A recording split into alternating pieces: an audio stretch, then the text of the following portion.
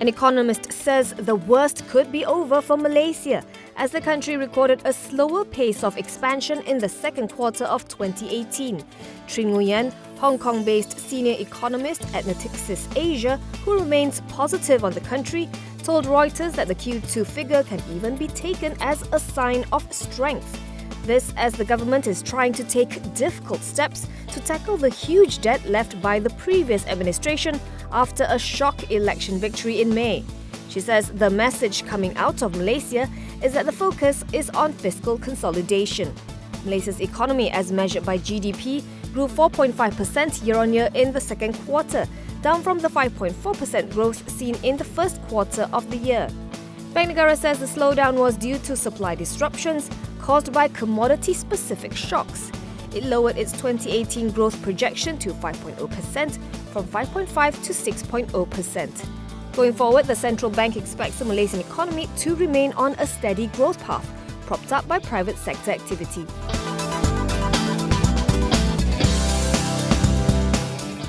Bank Negara is relaxing a June 2018 deadline for foreign insurers to pare down their stakes in local insurance businesses to comply with the maximum 70% ownership rule.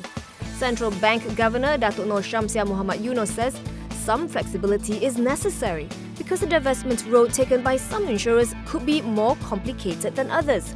While the objective of the divestment remains intact, she says the deadline will now depend on the bilateral agreement between the insurance companies and BNM. The central bank is also amending its foreign exchange administration policies. Exporters no longer need to convert 75% of the export proceeds held in a foreign currency into ringgit.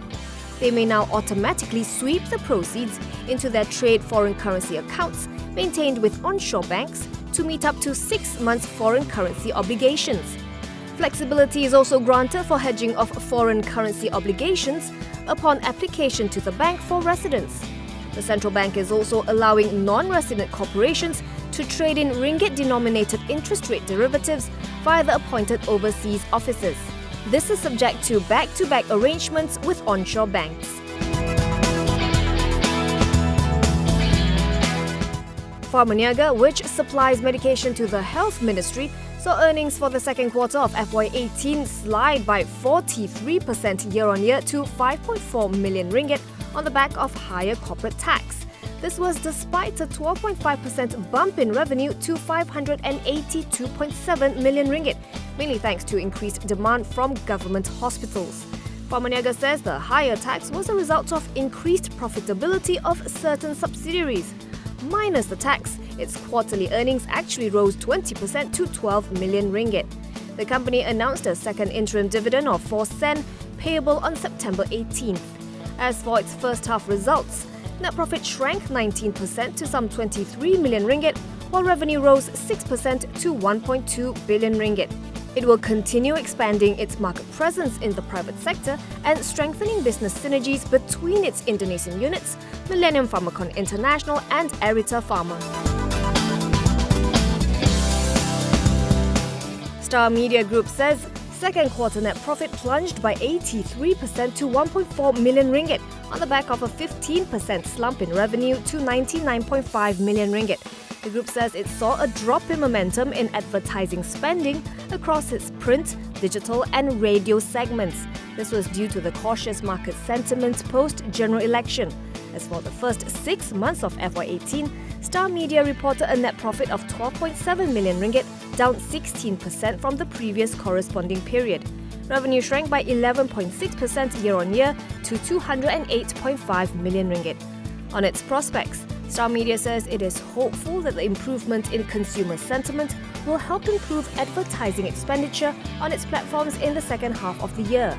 It also expects its print and digital segment to perform better in 2018 versus 2017 as a result of better cost management and robust revenue growth from its digital segment.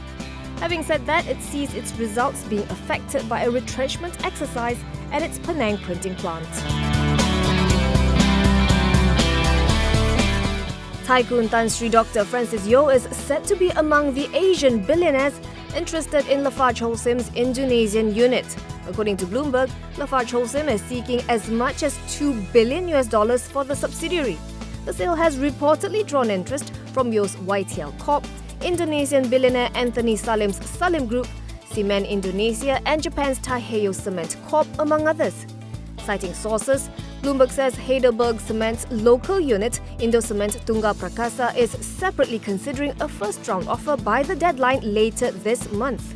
It says deliberations are at an early stage and there's no certainty the suitors will decide to proceed with bids.